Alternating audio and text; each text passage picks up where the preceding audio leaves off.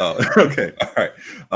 All right, y'all. It's been a very fun week. We got our reactions out the way and things that you guys been watching. Appreciate all the love you guys been showing to us. We're back again for a full episode. It's your boy G alongside Alec. Another great episode of Section 300. Appreciate all the love you guys been showing us. Follow us online on IG and TikTok at Section.300. Follow us on Twitter at Section 300 Sports and all those great things. Follow me at Just Say G and Alec at Lakers Fan 24. Subscribe to the show and all those good things. And we definitely appreciate all the love. And with the mention of all the social media handles, if you go on there right now, you'll see a funny video that we just put up of me literally today in this same outfit doing a little Corvette dance because I was last in our fantasy football league. We joked about that a while ago, and I thought we forgot about it. To be honest with you, I swear I thought they forgot. The people don't forget. They definitely did not forget. All the boys in our league that we talked about throughout the NFL season were quick to remind me that I forgot to do my punishment for finishing last in the season. So I had to get up and do my dance. So you got out of getting the Juju jersey, but no Juju jersey, but I did a little duet to one of his little TikToks and did the Juju dance, and that was that. And yeah, definitely go enjoy that. But to that point, part of the reason I was last in my fantasy football league was because I had a guy like Tyreek Hill on my squad who underperformed all year long. And he underperformed all year long because of just the ebbs and flows of the season. Yeah, and may have a nice bounce back next year. Surprisingly not with the Chiefs. He just got traded. He demanded a big contract extension, which the Chiefs did not want to fulfill. So he went and got that money elsewhere. We see how money rules the world, and it definitely runs the NFL. And Tyreek went and got his money now in Miami of all places. Gonna be paired up with Jalen Waddle and Tua Tagovailoa.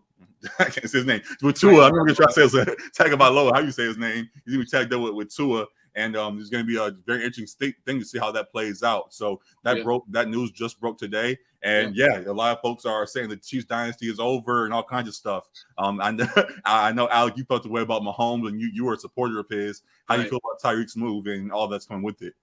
Yeah, that was a shock to wake up this morning and see that news that Tyreek was getting traded. I sent you, I think it was a post from Sports Illustrated where he had actually tweeted about a week ago, like his thanks to Chiefs Nation or Chiefs Kingdom or whatever. Right. And it kind of flew under the radar amidst Baker Mayfield's notes app to Cleveland. Yep. But so apparently, I guess this was in the works for a little bit, at least a short period of time of him potentially getting traded. I'm not sure exactly what the motivation was for the Chiefs to move on from him. Maybe it was that Tyreek had asked out. I'm not sure. It was there were contract disputes. Like it happened quick, at least publicly. Obviously, like you said, their tweets were going on from weeks ago. So obviously there were discussions going on for a while. But from our eyes this morning, it was okay. Tyreek is having contract disputes with the Chiefs, and they can't come to terms on guaranteed dollars and things. And he wants a lot of money, and they don't want to fulfill that. Then it was okay. They're going to let him go and look for a trade. And the highest bidders right now are the Jets and the Dolphins. And then 20 minutes later, it's he's traded to the Dolphins for five picks, and here we are. So it seemed like it was some guaranteed dollar disputes because he signed a new contract with the Dolphins. It appears. So that was the issue that they couldn't come to terms on. Okay. Yeah. I mean, so with that for the Chiefs, I guess they prioritize their dollars over that dynamic player in Tyreek. I mean, he's been one of the better wide receivers in the league for the past few years. And as you alluded to this season, it was kind of like very high, very low as far as his like production on a week-to-week basis. There wasn't really a whole lot of in between. It was really like boom or bust. Literally. So like I guess from that standpoint, looking for someone who's a little bit more steady and not wanting to pay him. I think his contract extension is going to be like close to $30 million a year. Right. So maybe not wanting to quite pay that type of top dollar for someone who is very dynamic, but is not always giving you the same production on a week-to-week basis. I don't know, but I would say it's more so not. I think if you pay him individually, like if he's your number one star, you probably find a way to get him those dollars. But when you have to pay, when you already paid Mahomes and he has his numbers about to skyrocket, and you're gonna have to pay Kelsey, and I think you have guys on your defense. I'm blanking on names. My apologies. But you're gonna have defensive guys you want to pay. You don't want to sacrifice your whole squad for the sake of one man. So it's just the thing where Other than Mahomes, right? That's Yeah. what I'm saying. Yeah. Other than not for one receiver, right? So more so I'm trying to say. Yeah. So the reality is they didn't want to give up those dollars for him, as they wanted to make sure it could be spread across more talent for that team, and that's how it goes. So definitely crazy to see. And what does that now mean for the Chiefs? We'll start there. What do you think that means for the Chiefs and their next steps? Well, they did already, like, they brought in Juju, as you talked Right. about, the TikTok you just made with Juju. It's all connected somehow. Right. And I thought that was a perfect free agent signing. That was someone I think we talked about that they should target in free agency to bring in as a second wide receiver. But exactly. now slotting him, now that making him like the wide receiver one, I don't think you're going to quite have the success you would have had he been able to be the wide receiver two and draw some attention away from Tyreek, who's your wide receiver one. Right. I think it makes things a little bit more challenging. I don't know what they do in the free agent market too, because there are still some other guys that are still out there available if they want to go for them. I know the Rams want to bring back Odell, but Odell's still a free agent as well. And I think there's a couple other guys that are still quality players that may not be as high-end dynamic as Tyreek, but would definitely suffice like in that Chiefs offense, because they still have Juju and Travis Kelce and running backs like out of the backfield, and those guys that run those 4.2 40s and like Hardman and I'm blanking on the other one, Demarcus Robinson. Yeah, something like that. He had just left, but yeah, there are a few guys. They still have Hardman, and as long as if you have a base of Mahomes and Kelce, you put some speed on the outside, however that needs to be. I mean, I think things can still roll. Also, I think this is if there was a year to let your star receiver go in hopes of finding someone else younger, this draft with all the stars and young guys in this draft, I think they could find, while it won't be, of course, the Tyreek Hill's level immediately, they could find some good receivers in this draft that can at least somewhat fill the void. So, to that point about not wanting to give all the money to Tyreek, I think using the money instead for a bunch of these young guys where they have now draft picks to acquire, I think it is the right move. So there were a lot of folks that were saying that the Chiefs Dynasty was over and all these kind of things. And while for immediate reaction, I totally get that. Now sitting back and really looking at how things are unfolding, I think in a way it was the right move, because you have a great opportunity to now put together a more full roster. We talked before about how the Chiefs were a receiver away, a second option away. They can now put a second, third option around Mahomes and Kelce to make sure that offense does not become stagnant as it did at times last season.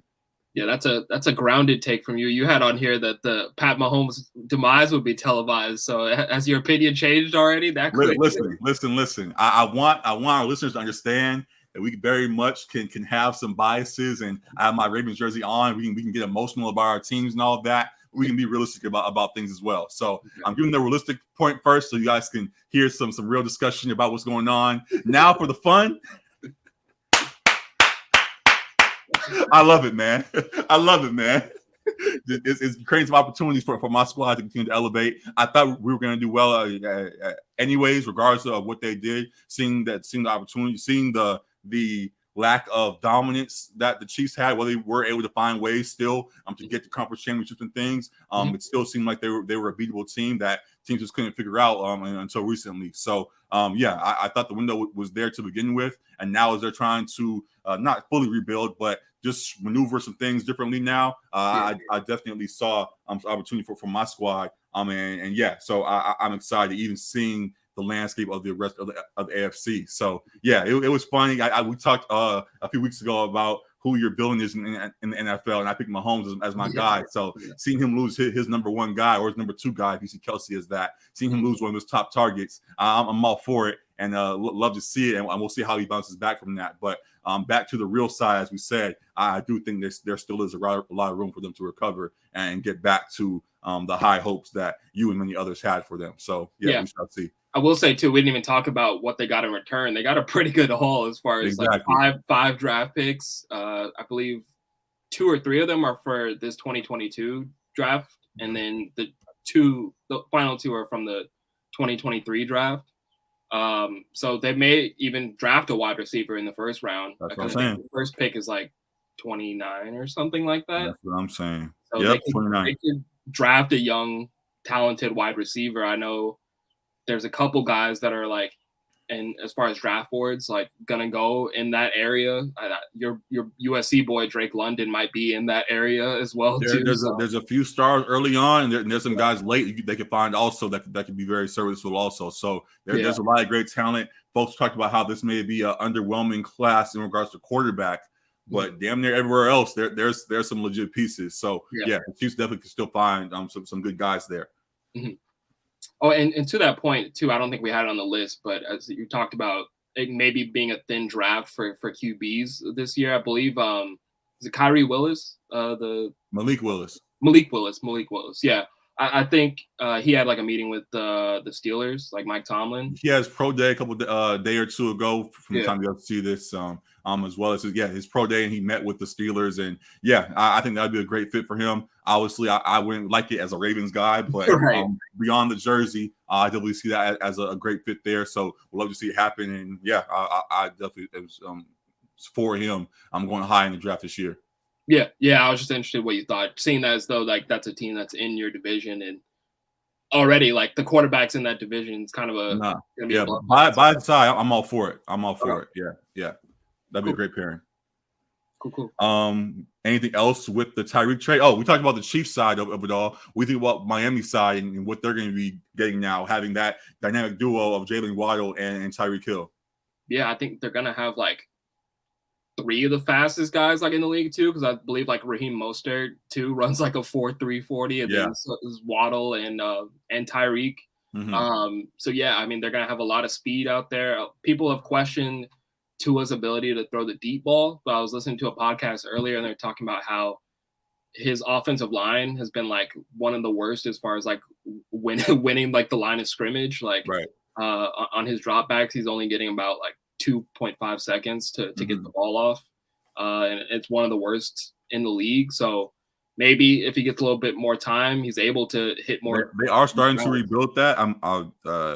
They signed a lineman already this offseason, and surely will continue to look to do so, add more help throughout the rest of the agency and the draft. So they will do that as well as the weapons, as you already said, they're going to be putting around him. So also we have to remember that he's still that guy that was recovering from all those injuries from college and all of that. And while it's not fully an excuse, just saying as more time goes on, he's going to continue building up that strength that we once saw. That's what all the teams were tanking for Tua. All the teams were trying to maneuver to get him. They saw the arm talent that he was. And I think he's going to continue to get back to those ways. I'm going forward and can't be that this year with the pieces that are going to be around it.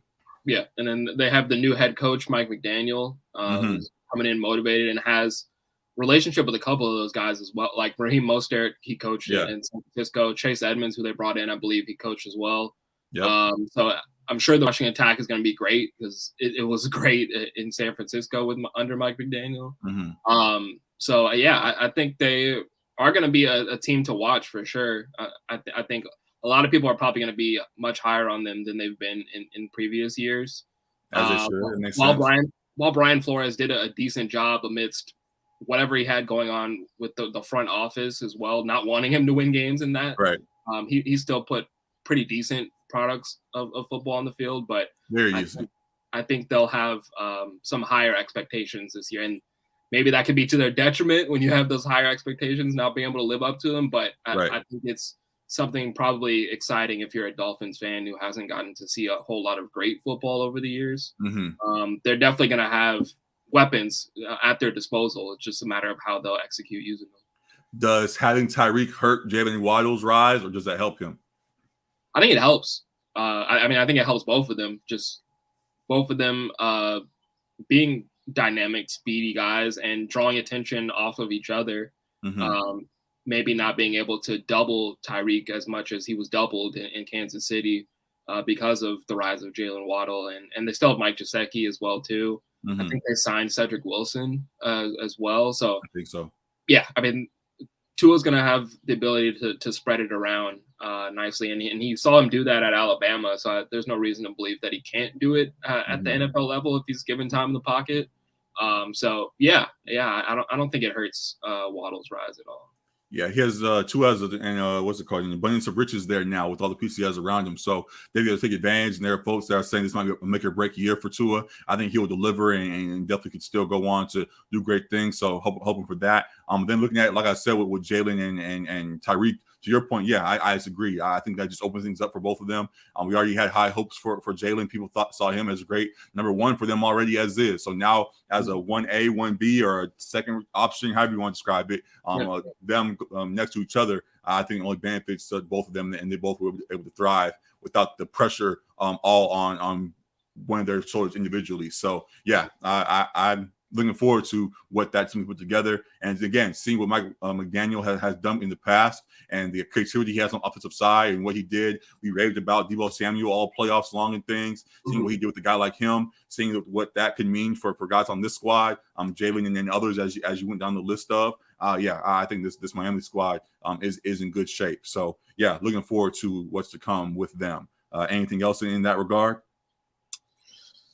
No, I don't think so. No. Then the last thing I will say then, and it will tie into our next subject as well. Just in the sense of just with Tyreek and just this whole thing and how it went down.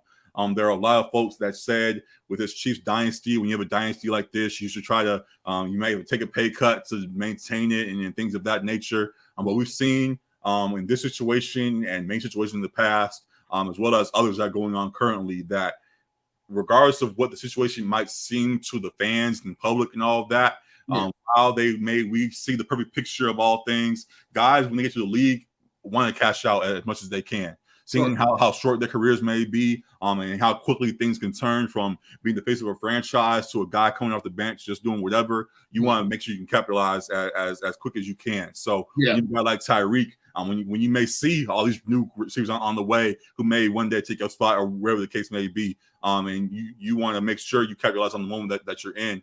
You definitely have to go after the money when you can, as well as I guess just looking at it from his eyes, cashing out and having a $100 million check in Kansas City versus a $100 million check in Miami is a little bit of a different thing as well. So guys are going to do what's best for them individually, as they should. We see how the league is very much a business across most sports. They very much treat it like that. So him doing that, while it is to the detriment of the Chiefs, as we just said, they are going to benefit still with the picks, and they'll figure out a way to recover. And he gets to individually have the success he wants as well. So yeah, I'm for players going and doing what they believe is best for themselves. And I'm on one end glad that he got his money, but on the other end, again, tying it all together, what do you think about him? And we've talked about some of the off the field issues as well. So you have the guys going to get their money, and while that whole point I just made at the frame of it,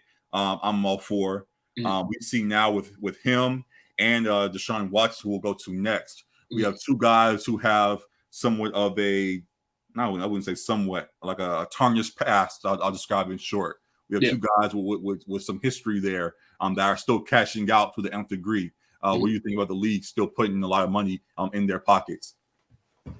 Well, I think it's a complex thing. Like we talked about how with Calvin Ridley got like a worse punishment than those guys have gotten, and it feels a bit like uneven ethically at the very least, just as far as the punishment not really fitting the crime in all three of those situations.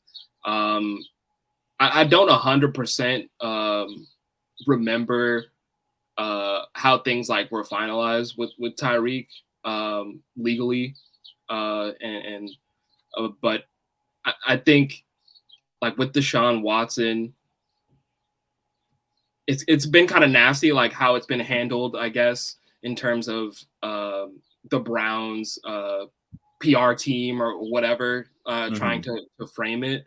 I feel like it's hard because like none of us are judge, jury, executioner, but like these are very serious allegations in terms of sexual misconduct, sexual assault, harassment, and in Tyreek's case, domestic violence. And it feels like the NFL hasn't over the years made it a point of emphasis to like crack down on players for these types of heinous crimes. The water gets a little bit muddy when like guys aren't convicted guilty either too. Like that's where like I struggle with, because like if they're not convicted guilty, like how long is it? Is it just like for the rest of your life? Like that's what you're labeled as, even if you don't get convicted. Right. Not everyone who goes not guilty isn't guilty as well too. So it's like a very complex situation. But it seems like the NFL is loose on guys like for potentially committing crimes versus what like takes money out of their pockets. So yeah, that's kind of where I'm at on it. Yeah, I'm with you on that, as it very much, there's a whole lot of gray in there, and it's hard to maneuver in that. I guess to that point, we kind of talked about it a while ago, and I forgot what the context was.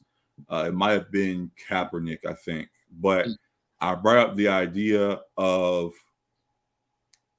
while it's somewhat harsh, the NFL stopped trying to play both sides.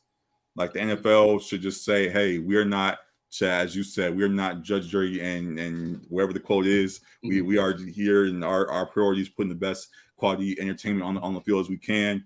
He is not convicted of whatever crimes he is, so if he's available to play, he's a top tier talent, so we're going to pay him. But because they try to act like they support all these causes, and they try to say they support all these things. When you say you support all these things, and you have a player that goes against it, and you still pay him top dollar, it makes you look very fraudulent. So yeah, I think, rather than more specifically to the Browns and their quotes about, we did our extensive research without saying what the research was, if they would have said, hey, they said he wasn't guilty, and hey, we're not here to be the jury of this case, so we're going to go about signing the best talent that we can, and he seemed to be that. If they would have said that, folks wouldn't have been happy. No one ever is. But it's hey, we're not here to be the final decision maker on this man's life. We're here for football. So because of football, the NFL, and all these leagues, because of social media and wherever the Kellys, if you want to deep dive that, whatever. But because of social media and all that stuff, folks want to tier the line, all those things. It just makes folks look very fraudulent at times once real decisions are made. So yeah, it's a little bit harsh, but yeah, I just wish there was more. Just be honest with the reality of what the situation is. Like, I don't know why we keep trying to front like we don't see what's really going on, because they say it's one thing, but their action clearly shows it's another way. So yeah, I think the league should just be honest with itself and let things be what they are. Yeah. I mean, and then as far as to your question, because I feel like I didn't really answer. Hold on, there's like a loud truck going by. Go ahead, you're good. I didn't really answer as far as like your question about them getting the top dollars still, like after they've had those legal troubles. Yeah, I think it's like, I don't really know what fans of the league would want teams to do. Like when you see a player like that talented and he's available, like there's no like law against signing him because they had legal issues in the past. Like, I understand a team that's seeking to win, seeking to put butts in seats, like seeking to make the most money they can. If someone is no longer under investigation, no longer not convicted guilty, and they're a free agent and they're an available target, like I don't understand, like what do you want your team to just take like a moral stance on all play? Because then there's a lot of guys that's to the whole point about the hypocritical thing. So once you start trying to play with morals, when you show you don't actually care for them, it makes it, you put fans at odds as they are with the league for some of the decisions that are being made now. So yeah, definitely is that thing. And the reality also, I guess, to now, when you play on the morals and all of that, and then you allow these guys to sign for top dollar, and then you say, we might penalize them, but you put a clause in their contract where you allow them not to get penalized a whole lot. Like you have Deshaun only getting paid $1 million his first year, so that wherever penalty comes, only is deducted from that $1 million to start. Then it's okay, they're all just in cahoots, and that's where all the conspiracy theories and all that other stuff sparks from. So yeah, they gotta just yeah, it's just stop playing in our faces, and then if you are, just don't make it so obvious. I guess I'll say, and leave it at that. So yeah, definitely a confusing thing there. And we'll continue to have discussions more so about that side as things go on. But back to the field. The reality is that, as we just discussed in full, these guys are going to be playing. So we shall see how it all plays out, and we see the talent that they do have, and it should be interesting to see how these things work. We didn't discuss